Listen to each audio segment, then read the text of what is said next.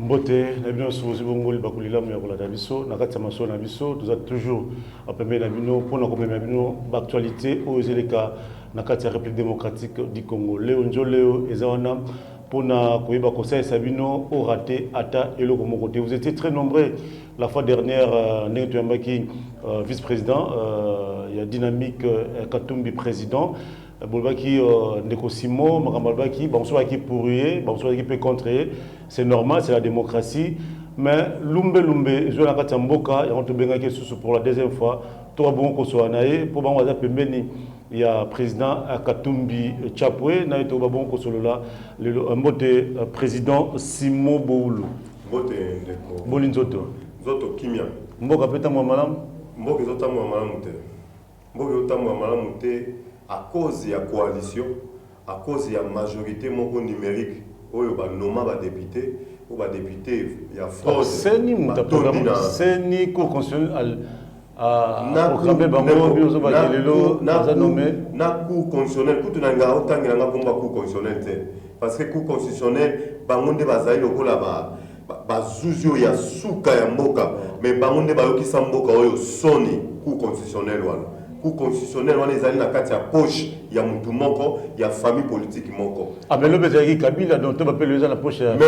Mais non, de Kabila, les lignes d'ailleurs, pour les Karabé institutions, so qu'il y a des institutions, et les lignes de Kabila, ils allaient, au Babenga dans le poto, la main noire, il y a des Kabila, ils allaient. Il y a un débit le peuple congolais, il faut l'attendre parce que le peuple a pour voter un jour, un dimanche, na Seyamboula, pour na amona sur lilingi ya Kabila te na institution. Asa mona mboka mandat esili afana na ndaku na kingasani na kingakati na mwasi na yena bana. Mais président, si moment début de politicien vous avez hypocrite.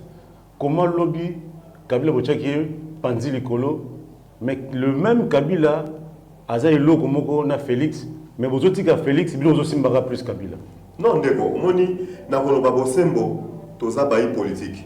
Na politique, ne balobaka en français, les alliances se font et se refont. Alliance, na bayi politique, on peut ça va monter pas ça l'alliance.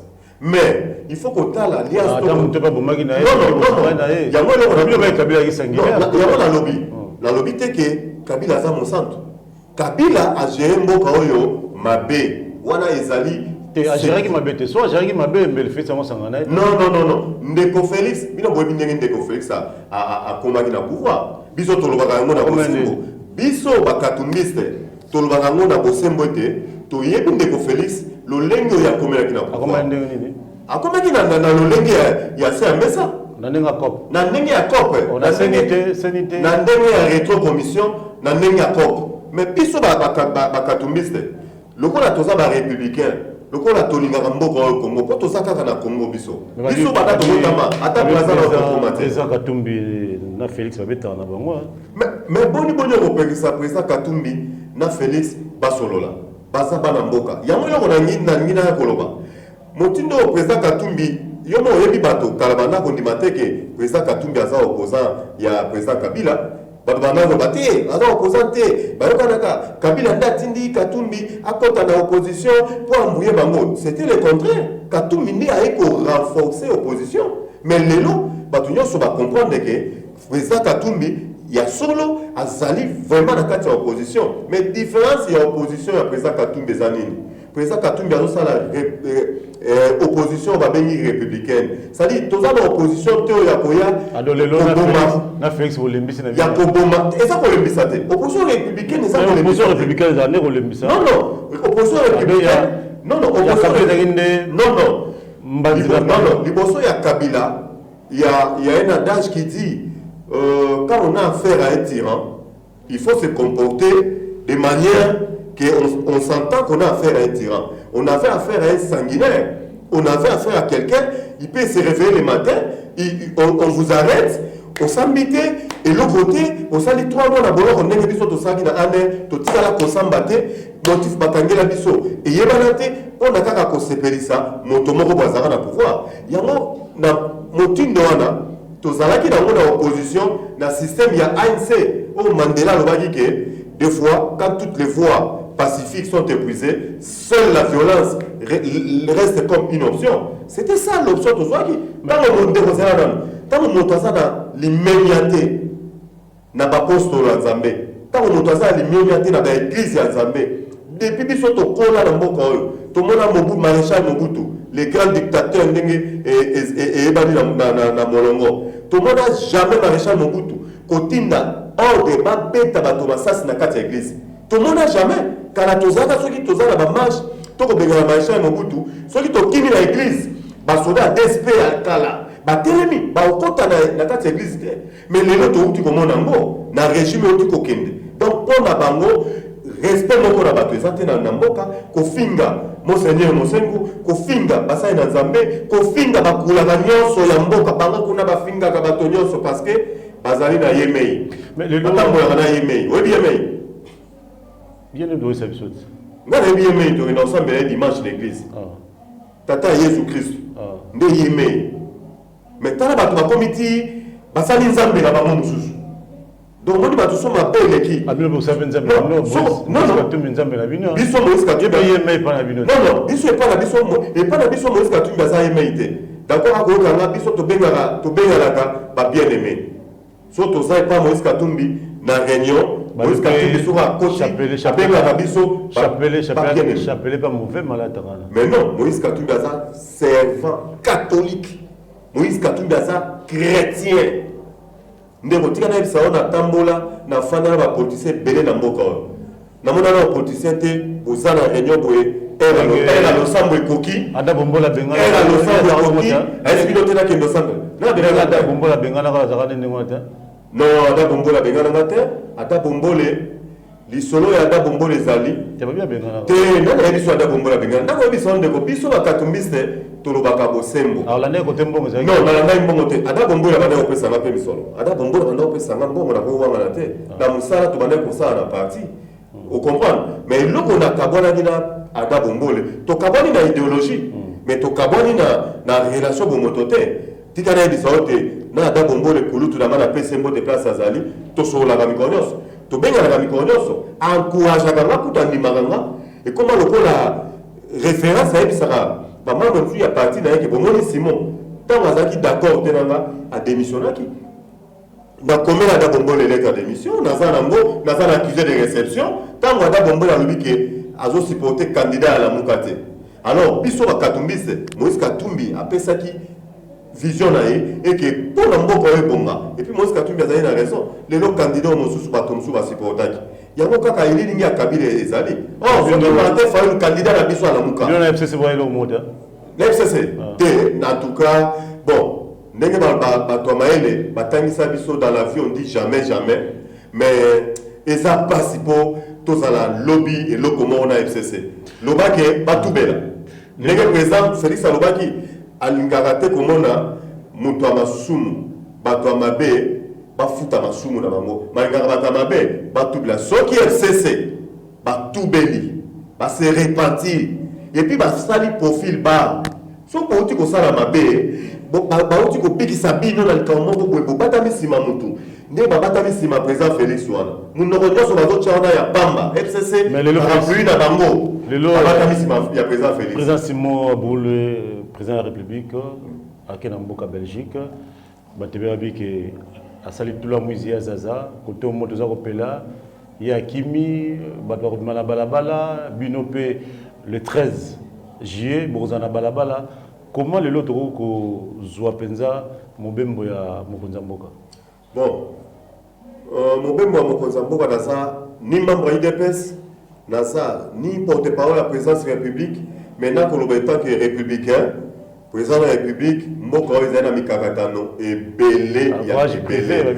Mboka oyo ndeko na ngai tika nayebisa yo ezala mikakatano ebele ya ebele. Ntango ozomona bato nyonso bazomarche lelo, bato bazosala bagrève, bato bazodénoncer parce que peuple azalaki étouffé, peuple azalaki asphyxié na kati ya molangi, peuple moya loba eza te soko lobi mukamate, soko lobi mufunge, soko lobi baboma yo bakati yo mike bapesi yo na bambwa ndenge ozokoka Fidèle Bazana il paraîtrait bapesaki ye na bambwa balia ye ntango babomi Chebeya na baloko ya la police ya inspection générale babomi Chebeya crime d'état esalami ale bazwi chauffeur na ye babwaki ye na bambwa tala nanu bokonzi ya bongo Dauphiné bazana babo balena babo. Mais yo qui te toza ba vidéo bazo témoigner que tant ba bomi chez Beyana la police.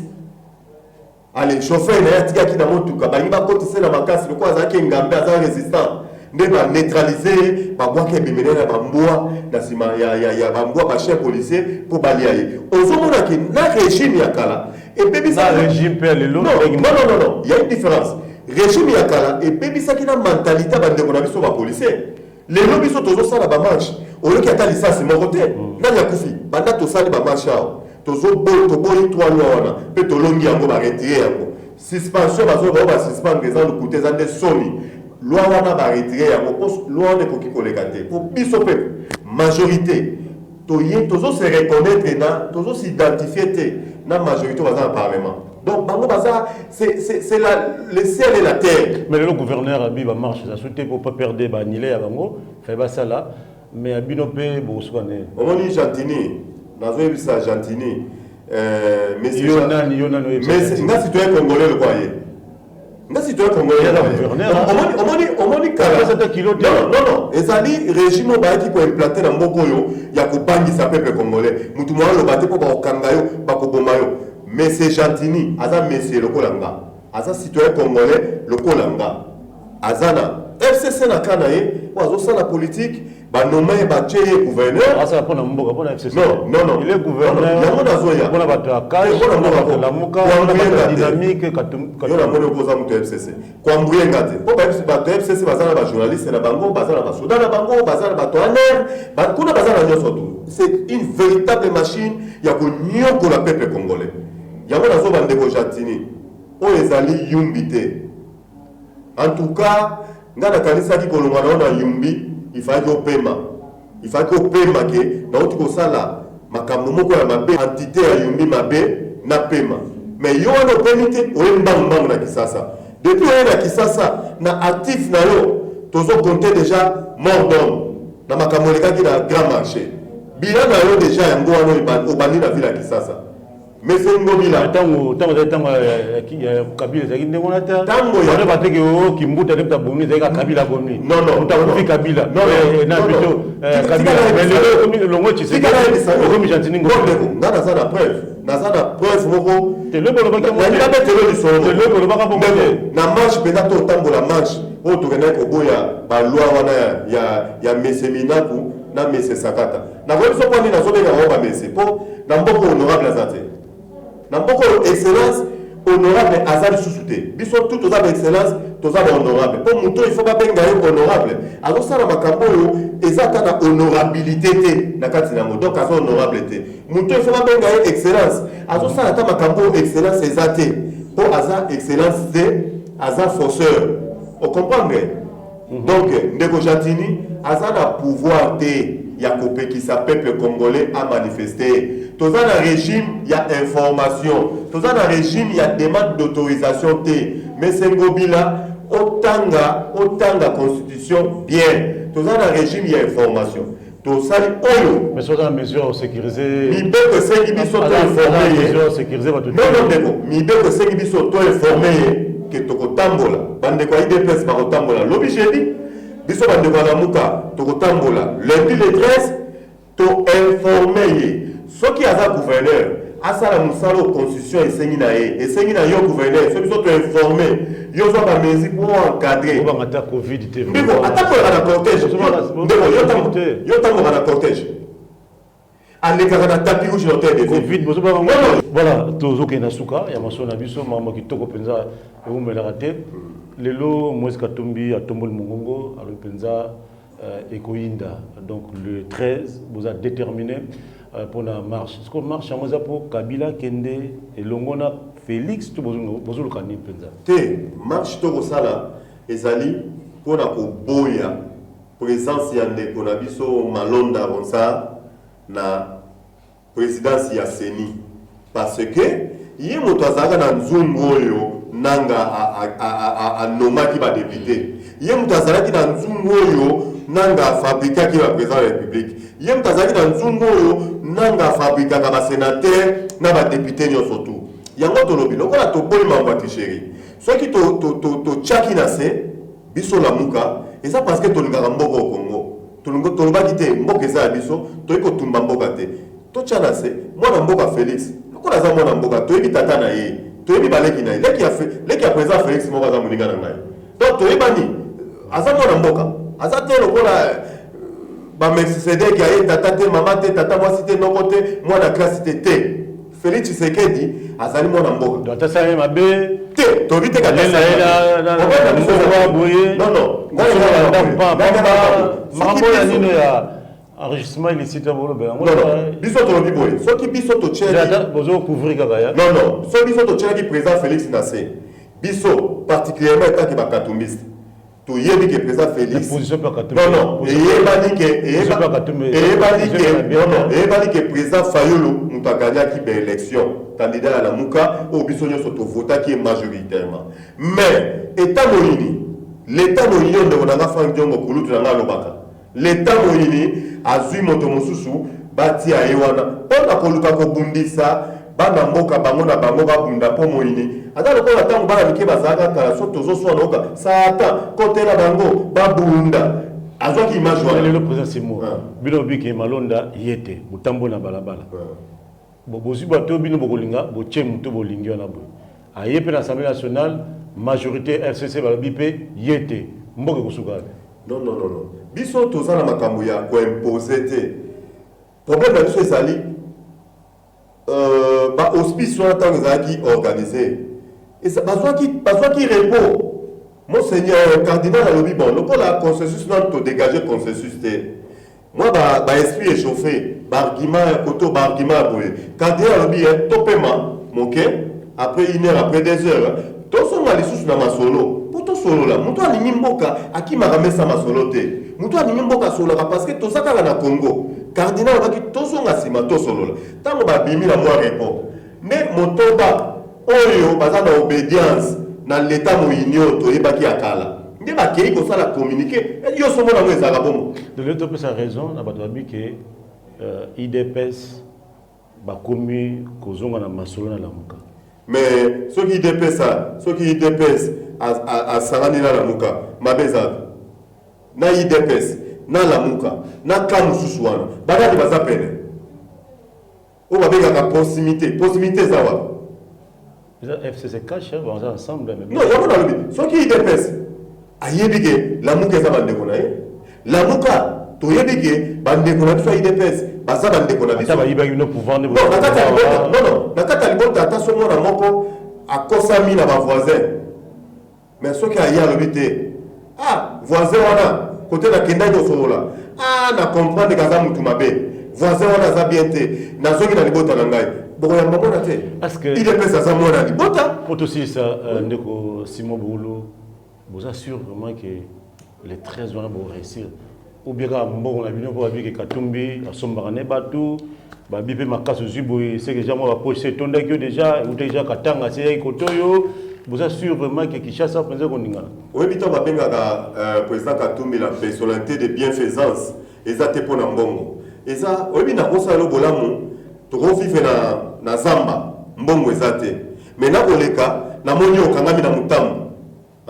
na zongi sima na longoli yo na mutambo wana na sali yo bolamu mais na pesi yo mbongo te président Katumbi na kati na ye akanisaka kaka bolamu ya peuple congolais na ndenge nyonso ye akanisaka kaka bolamu ya peuple congolais réussite les 13 ezali parce que toza majorité na mboka oyo lamuka et puis bakatumbiste baza ebele na mboka oyo bamambo nyonso dynamique Katumbi président nazo lancer appel baunité katumbiste nyonso les 13 tozala ebele na balabala mpona kotambola elongo na bandeko na biso nyonso na baoyo bakufa molimo ya Rossi ekotela biso molimo ya Thérèse Kapangala ekotela biso totambola tofinga te tobuka te totambola mpona korevendike batoa na biso ozumwa gaz moi bon otindeka Moïse oyebi ke moi loko ya non président Moïse ayebi ke dynamique Katumbi président ezali unité d'élite na ye eza basoda na ye basoda en bon terme en bon sens